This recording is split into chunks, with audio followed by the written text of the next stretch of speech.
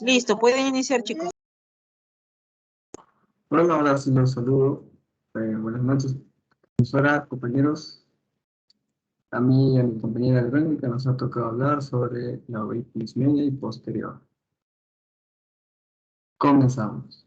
Comencemos primero hablando de la definición de uveitis.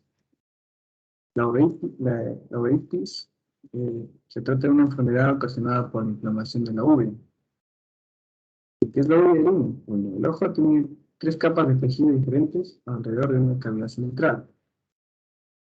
La más externa, que es la parte blanca del ojo, o sea,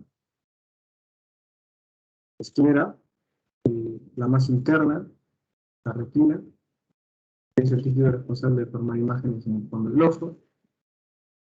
Y bueno, la capa media entre la esclera y la retina es a lo que llamamos la uvea.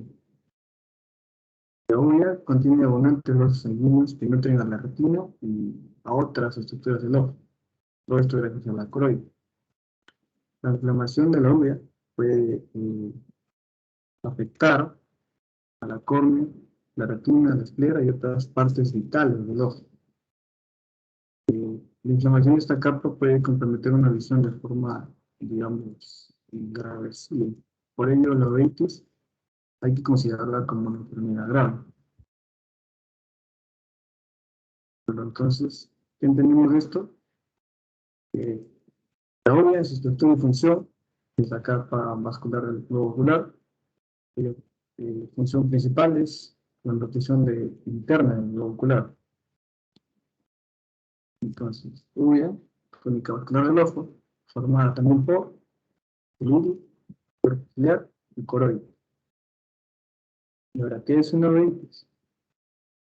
Se da por inflamación de cualquiera de estas estructuras, es a lo que vendríamos a llamar una uveitis. Pero esto de forma muy general. Ahora, por el lado de la clasificación anatómica, encontramos a la Sí, regresa, por favor. Sí, disculpe, regrese, por favor, su diapositiva anterior. Ya, ahí para que quede un poquito más claro, vamos directo así. La uvea, ¿qué estructuras la conforman? retina, iris, cuerpo ciliar. A ver, ¿qué dicen sus compañeros? ¿Está bien eso? Retina, cuerpo ciliar e iris. No, la retina no. Entonces, ¿cuál sería? Iris, cuerpo ciliar y la coroides. Exacto, la coroides, porque justamente la coroides es la capa de vasos sanguíneos, ¿no? La capa vascular, la retina es la capa sensitiva. Entonces, la uvea, es la unión, ¿no? De 3 estructuras, el iris, el cuerpo ciliar y la coroides. Entonces, depende de cuál se inflama también más de esas estructuras, es que vamos a tener los tipos, ¿no? Como hemos visto que tenemos la uveitis anterior, media, posterior y la panuveitis, que ya es la inflamación total del globo ocular. Entonces, ¿por qué la enfermedad se llama así, uveitis? Porque justamente es la inflamación de esta estructura, ¿no? Esta estructura llamada uvea. Pero esa estructura llamada uvea, a su vez, se compone de otras 3 estructuras. Entonces, depende dónde se focaliza la inflamación, la vamos a llamar en anterior, obviamente cuando está afectando todo el segmento anterior del ojo. La media, cuando está afectando parte medial, vitrio, parte de retina periférica.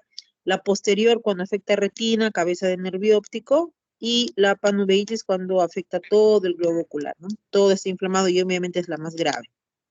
¿Listo? Entonces, la uvea que estamos hablando son la unión de estas 3 estructuras, iris, cuerpo ciliar y coroides. Y ustedes saben que cada una de ellas tiene una función principal en el ojo, ¿no? ¿Cuál es la función del iris?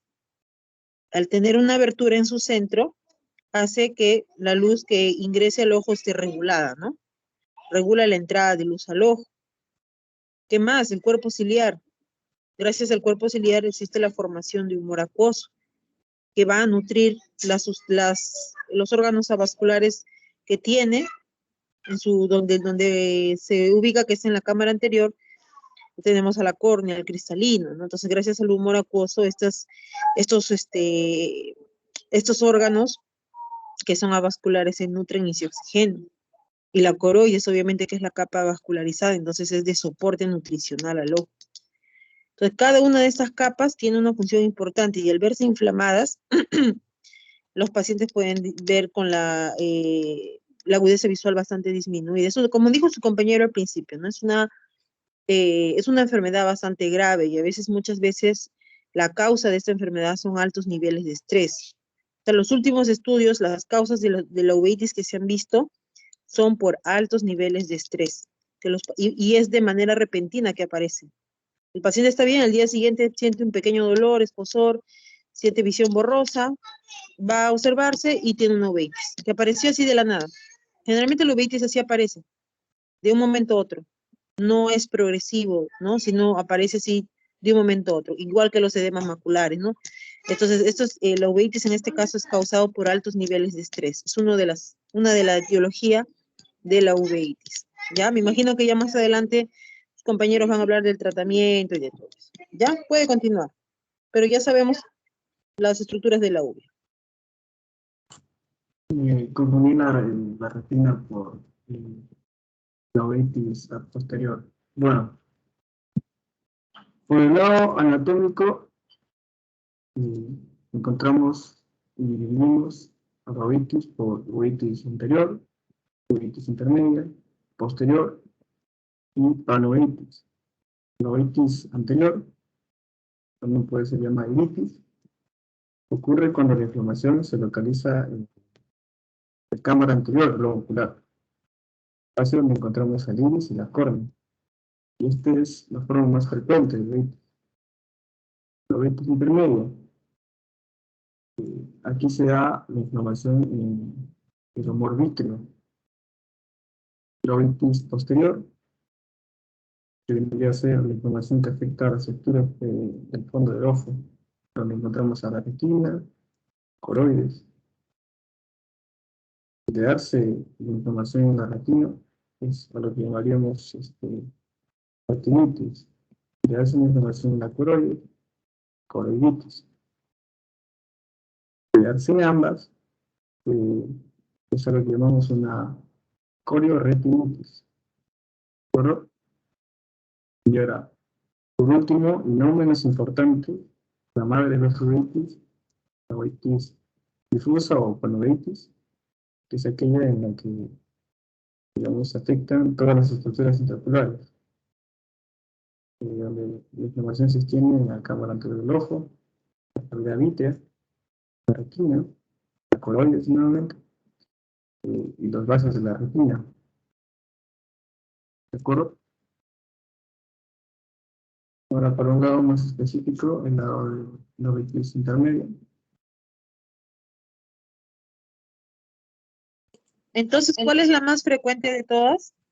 Anterior. Exacto, la uveitis anterior es la más frecuente. Ya si yo les pregunto en el examen, por ejemplo, ¿cuál es la uveitis más frecuente? Tendrá que responder. ¿Cuál es la uveitis que también se le conoce como iritis? La uveitis anterior. ¿Sí? Muy bien, puede continuar. La uveitis intermedia, entonces.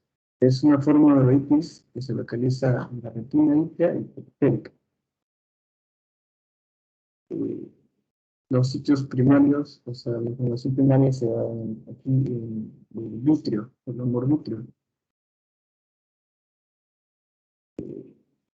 Puede tener causas infecciosas como tal vez Epstein-Barr, que es un virus, un tipo de herpes, hepatitis C o hasta por la araña de un gato. Ahora, el término pastanitis o pastana, que es la parte, si encontramos en la parte posterior. En esta zona se encuentra el músculo ciliar, es una banda circular del músculo liso que consta de fibra, ¿no?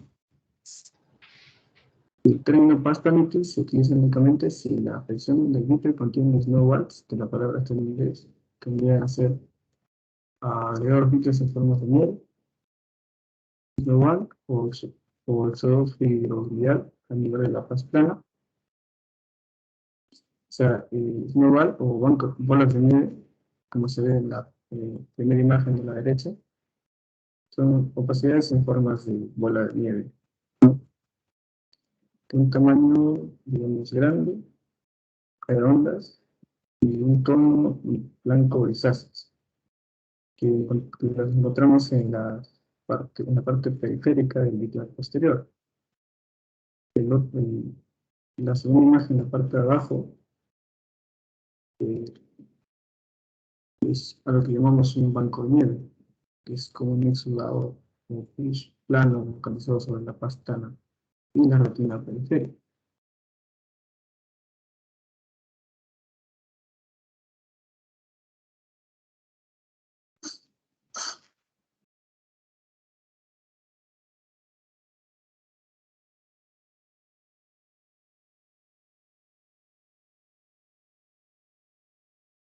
Ahora, entonces, entendemos de esto que la otitis ataca la parte intermedia del ojo.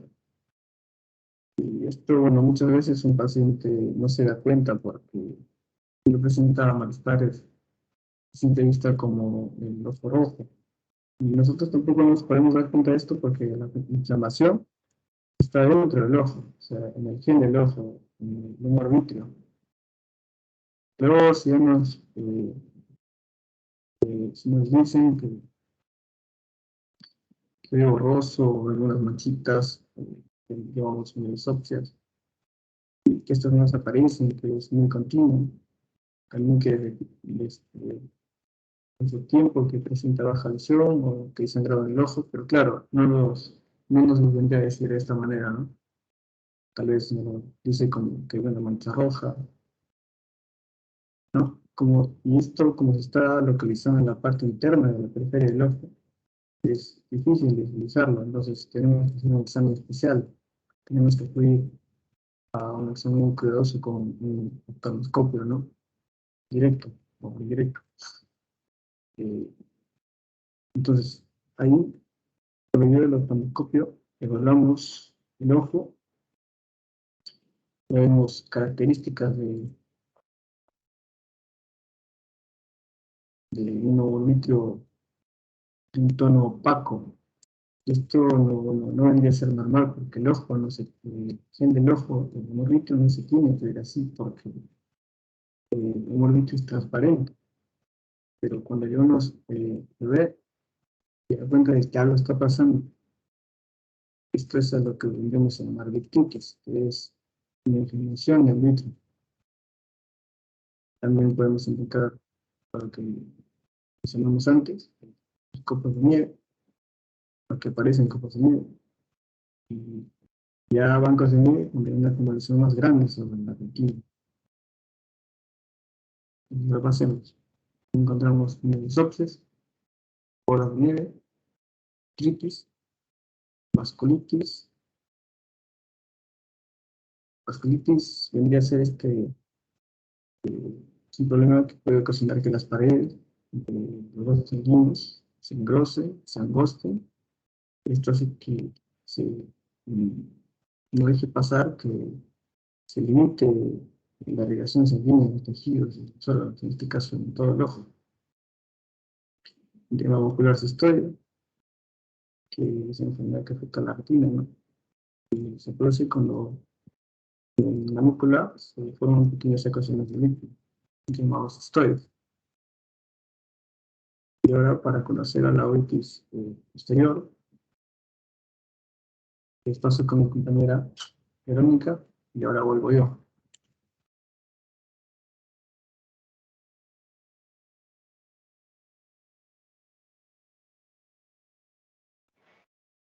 Buenas noches, Miss. Buenas noches, Ya, ¿listo? compañeros. Sí, continúa. Sí.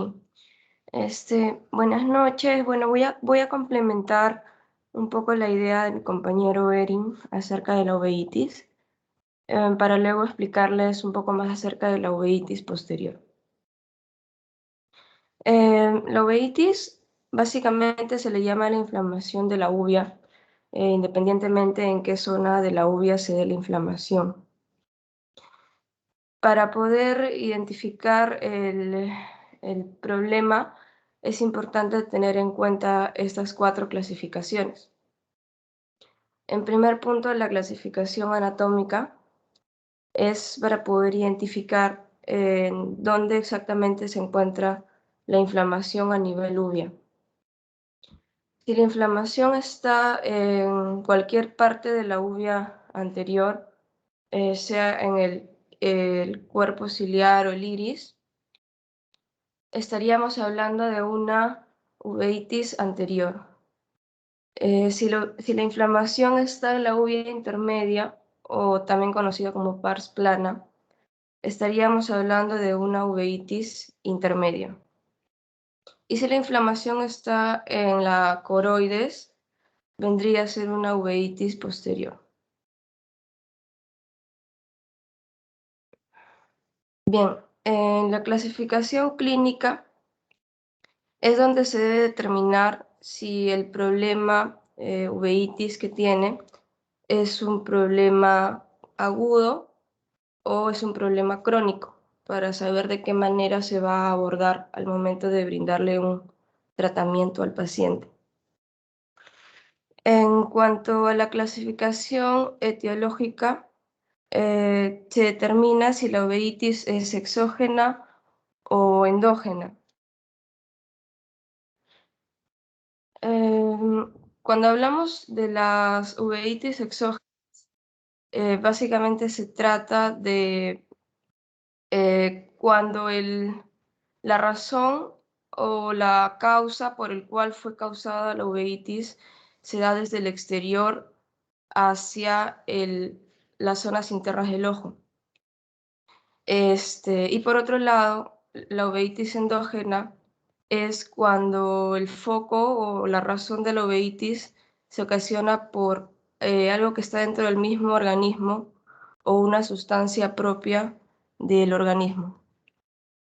La uveitis puede depender de diferentes problemáticas como infecciones sistémicas, infecciones virales, bacterianas, entre otras.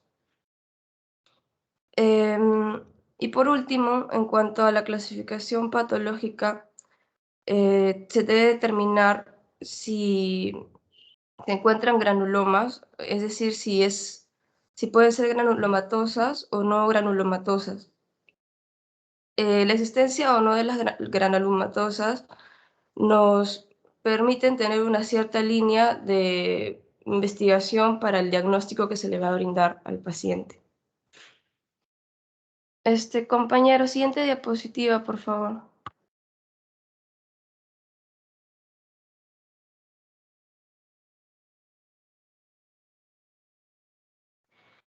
Bien, respecto a la uveitis posterior, también es llamada o conocida como coroiditis. Cuando la inflamación se presenta a nivel coroides, se denomina una coroiditis. Y retinitis en caso se presente a nivel de la retina. En caso se presentasen en ambas estructuras, se le llama como una coriorrenitis. Bien.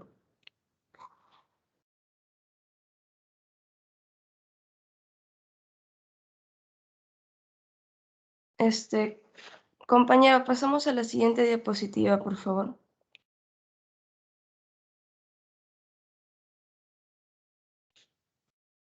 Bien, para el diagnóstico de la uveitis posterior es importante identificar los principales síntomas para así poder tratarlo de manera precisa. Uno de los principales problemas de la uveitis posterior, a diferencia de la uveitis anterior, es que al inicio no hay tanto dolor o no hay mucha sintomatología. Por lo que a veces los pacientes, al presentarse estos casos asintomáticos, no lo identifican a tiempo. Es por ello que es muy recomendable acudir a una revisión médica de un oftalmólogo o un optómetra con frecuencia. El procedimiento para poder evaluar el interior del ojo del paciente y diagnosticar o no si está frente a una uveitis sería la oftalmoscopía, que es el análisis de fondo de ojo. Siguiente, por favor. Dentro de la uveitis posterior se presentan varias sintomatologías, como las moscas volantes, las opacidades vítreas, la disminución de la agudeza visual, la retinitis, coroiditis, edema de retina, la vasculitis retiniana. La más común, o por la que normalmente los pacientes tienen una queja inicial, es cuando suelen presenciar unas moscas volantes. Este es un síntoma muy común que se presenta en la uveitis posterior. Estas moscas volantes en realidad son las sobras de proteínas que se ubican en el humor vítreo. Inicialmente, los pacientes pueden sentir que tienen una ligera incomodidad o ven unas manchitas muy pequeñas que simulan unos mosquitos y pueden sentir mucha incomodidad, pensar que en realidad son mosquitas, pero en el tiempo se dan cuenta que la molestia siempre es en el mismo ojo y en la misma intensidad, y ya es cuando recién acuden a una revisión médica, cuando en realidad eso debería de ser una rutina para todos.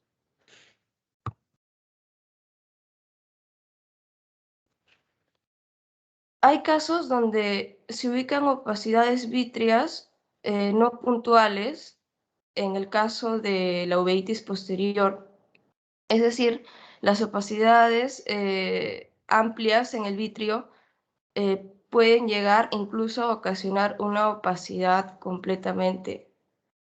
En cuanto a la disminución de la agudeza visual, si el foco inflamatorio coroideo es específico, no habría la misma disminución de la agudeza visual que si es en el polo posterior. Esto puede variar, mucho más aún si el foco de la infección se ubica por debajo de la mácula, ya que eso significaría que la persona pueda perder muy rápidamente su visión, o que pueda reducir importantemente la cantidad de agudeza visual que tiene. Además, en cuanto a la infección que se da a nivel uvea, normalmente esta inflamación se podría decir que conlleva a que los tejidos adyacentes puedan contraer la misma infección. Es muy difícil que cuando dos tejidos están en contacto, la inflamación de uno no afecte al otro. Si uno de ellos está inflamado, lo más probable es que va a inflamar al adyacente, y esto sucede con la coroiditis.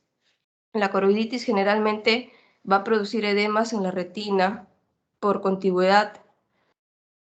Aún la retina no esté directamente afectada, y por eso generalmente hablamos de una coroides o retinitis o la retinocoroiditis.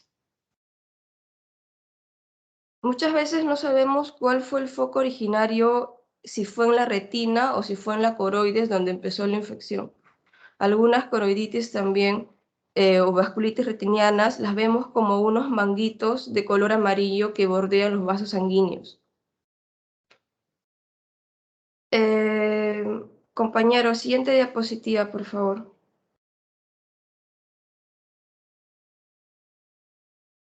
Dentro de los tratamientos para la uveitis posterior, vienen a ser, en primer punto, no tratar a tiempo una uveitis posterior podría generar problemas mucho más complicados, más graves, como por ejemplo una catarata, líquidos dentro de la retina, desprendimiento de la retina, incluso glaucoma, o en el peor de los casos, la pérdida total de la visión.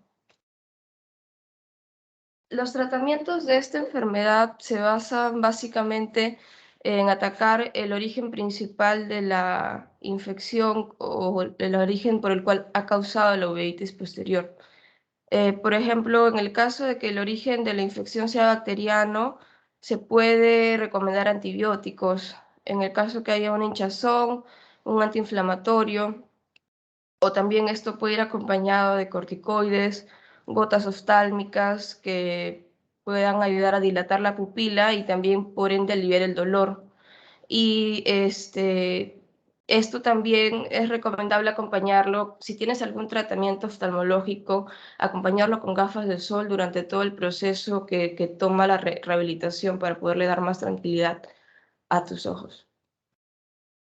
Ya, muy bien, ahí sí, ahí antes que continúe, yo justo te iba a preguntar, porque ahí vi en tu diapositiva que habías puesto gotas oftálmicas, ¿no? Pero muy bien explicaste que son gotas oftálmicas para dilatar la pupila. Exactamente, muy bien.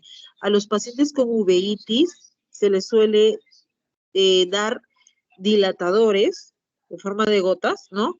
Para aliviar el dolor que tiene esa inflamación en la uvea, porque recordemos que el iris es parte de la uvea. Entonces, cuando el iris realiza este trabajo pupilar de regular la entrada de luz al sol, al ojo, entonces, ¿qué hace? Se pone grande, se pone chiquito, ¿no? Entonces, este movimiento del iris puede causar más dolor en el paciente, debido a que ese iris en la parte de la uvea está inflamado, entonces ese movimiento de dilatarse, contraerse, le genera dolor al paciente. Por eso, ¿qué es lo que hace el oftalmólogo? Darle gotas dilatadoras para que el iris no tenga esa función de regular la entrada de luz, que esté dilatado todo el tiempo. Y ustedes saben que las gotas dilatadoras a su vez tienen otro efecto que es también la paralización de la acomodación, ¿no? Entonces, definitivamente, uno de los síntomas de este paciente luego del tratamiento va a ser que va a tener la visión disminuida, sobre todo de cerca, porque ustedes saben que la acomodación está activada de cerca, de lejos la acomodación está en reposo, pero de cerca es cuando se activa la acomodación. Entonces, si el paciente está dilatado y paralizado la acomodación, debido a que con esto se disminuye el dolor, entonces la visión va a estar bastante distorsionada, ¿ya? Entonces, a estos pacientes hay que darle sus gafas gafas de lectura y adicional se pueden ayudar con una lupa o alguna ayuda óptica, ¿no? Porque recuerden, pues al estar dilatados también su cristalino está paralizado. Entonces yo le quería preguntar a usted, ¿qué tipo de gota dilatadora se le da al paciente? Se le fue su diapositiva, no la veo, no sé qué pasó. Ya, pero ¿qué gota dilatadora se le da al paciente?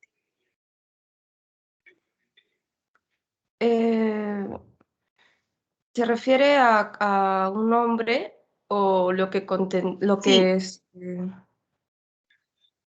claro, al nombre de la gota, porque es una gota en específico que se le da al paciente.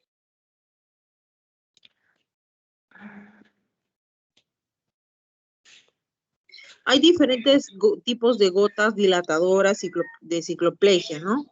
Entonces, y la característica de ellas es pues que tienen algunas mayor horas de duración, otras tienen menor hora de duración. Por ejemplo, las cicloplegias que utilizamos en los niños cuando queremos hacer la refracción, generalmente usamos la tropicamida, ¿no? La tropicamida que es este dilatador que tiene un efecto de 3-4 horas. ¿Qué quiere decir? Que 3-4 horas el paciente está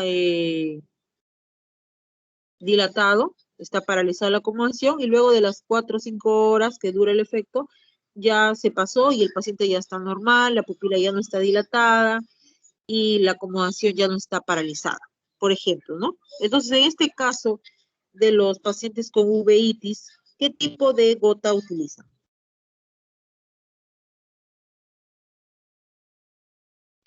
La tropina, ¿Qué tipo de gota utilizan? ¿Perdón? la tropina,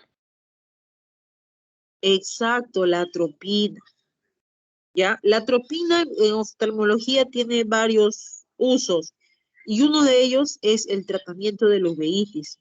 ¿Y por qué? Porque la atropina es un dilatador que tiene un largo efecto de duración, ¿ya? ¿Cuánto más o menos? De 1 a 2 semanas. O sea, le echan la gotita y esa gota paraliza la acomodación y dilata la pupila más o menos de 1 a 2 semanas. Yo he visto también pacientes con uveitis que se les daba tropicamida, pero el paciente tenía que ir poniéndose la gota cada 4 o 6 horas, ¿no? ¿Ya? Pero generalmente se le da la atropina para que la pupila pues esté dilatada el mayor tiempo posible y no le genere dolor al paciente, porque la uveitis es una enfermedad que al principio no causa dolor, pero luego sí, ¿no? O sea, conforme vaya aumentando la inflamación, aumenta el dolor, la sintomatología. Ya, entonces una forma de calmar ese dolor que siente el paciente es pues con la gota dilatadora, como ha dicho su compañera, ¿no? Acá lo que yo estoy contando es el tipo de gota, ¿no? Entonces, se utiliza la atropina, que tiene una duración más o menos de 1 a 2 semanas, con una sola gotita, 1 o 2 semanas. Entonces, ¿por qué les dije que la atropina tiene varios usos, no? Porque la atropina también se utiliza en terapia de ambliopía, lo que llamamos terapia de penalización. O sea, en la ambliopía ponemos un parche, ¿cierto? Para que el ojo perezoso trabaje. Pero a veces hay niños que se sacan el parche, se sacan el parche, se sacan el parche, no quieren, ¿ya? Se sacan el parche y entonces, ¿qué se hace? Como se saca el parche, ¿qué hacemos? Entonces echamos atropina en ese ojo, le paralizamos la acomodación. Entonces, sí o sí, como paralizamos la acomodación del ojo bueno, el perezoso va a trabajar, ¿no? Entonces, eso hacemos cuando el niño no colabora con el parche ocular, por ejemplo. Entonces, la atropina, como tiene una duración bastante larga, eso va a ayudar a que el ojito perezoso trabaje, ¿no? Es una opción. O sea, lo primero que se hace es el parche. Si es que no funciona el parche, el niño se lo sacar, etcétera, entonces ya se puede optar por la penalización óptica, ¿no? Que es ponerle atropina, en algunos otros casos le ponen una gafa con un lente que no es su medida, una lente, lo emborronan al paciente, ¿no? Pero si esto no fuera tolerado por el niño, entonces, ahí sí, en ese caso, ya hay que hacer, la atropina, o sea, la atropina, ¿no? Entonces, acá lo que quiero que quede claro es que el tratamiento para la uveitis, en general, es todo lo que está ahí en la diapositiva y los dilatadores, sobre todo, ¿ya? Para evitar el dolor. Puede continuar. Miss, ahí acabó mi parte, pero mi compañero Erin le va a complementar. Bueno, Ya, a ver, antes que nos gane el tiempo.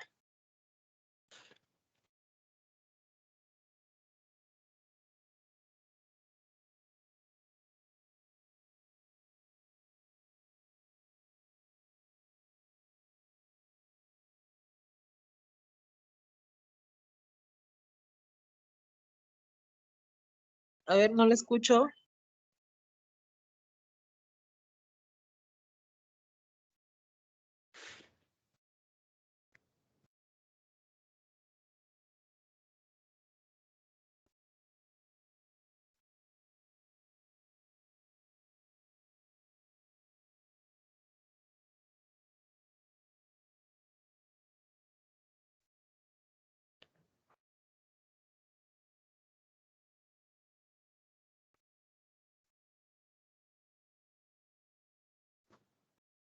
Hola. Ya, ahí sí se le escucha. Sí.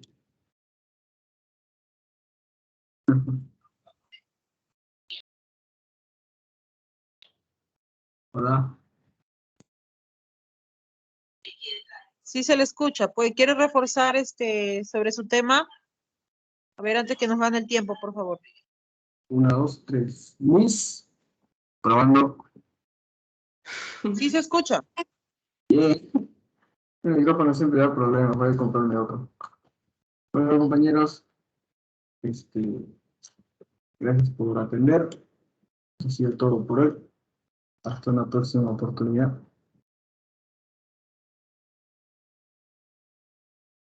No le entendí bien. Hola. No. Se valoró en... Hola.